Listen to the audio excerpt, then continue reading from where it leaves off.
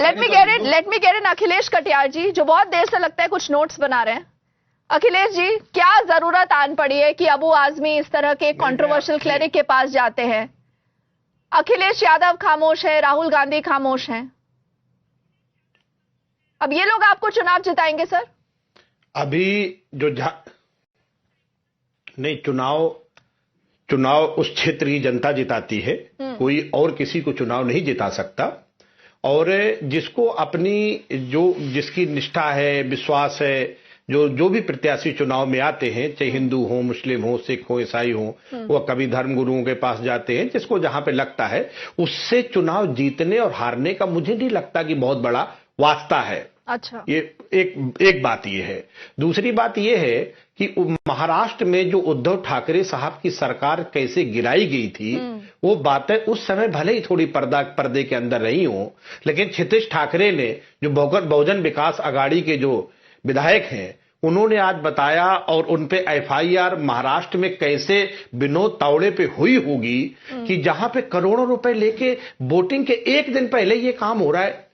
कितनी बुरी बात है।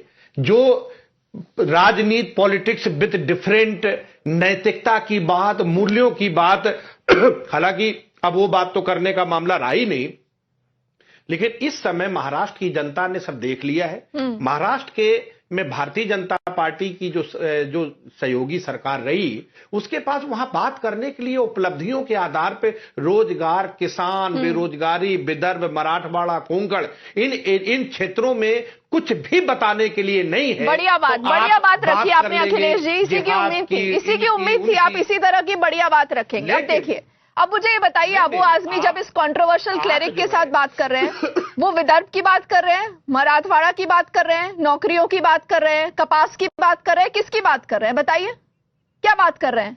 नहीं, आप इस मुलाकात से अबू आजमी साहब को राजनीतिक तौर पे क्या लाभ हो जाएगा, जरा ये आप हमें बता दें। अरे आप बताइए ना सर, ये तो आप लोगों के गेम प्लान्स होते हैं। उससे इसको अब अगर अबू आजमी जी किसी से मिलते हैं और वो चाहते हैं कि सबको पता चले, तो उसकी एक तस्वीर खींची जाती है सर, बाकायदा उसका ऑडियो बाहर आता है और वो रिलीज किया जाता है। तो आपने जो भी ये सब किया, कुछ सोच समझ के किया होगा। नोमानी जी कहते हैं कि सारे मुसलमान एक साथ हो जाइए।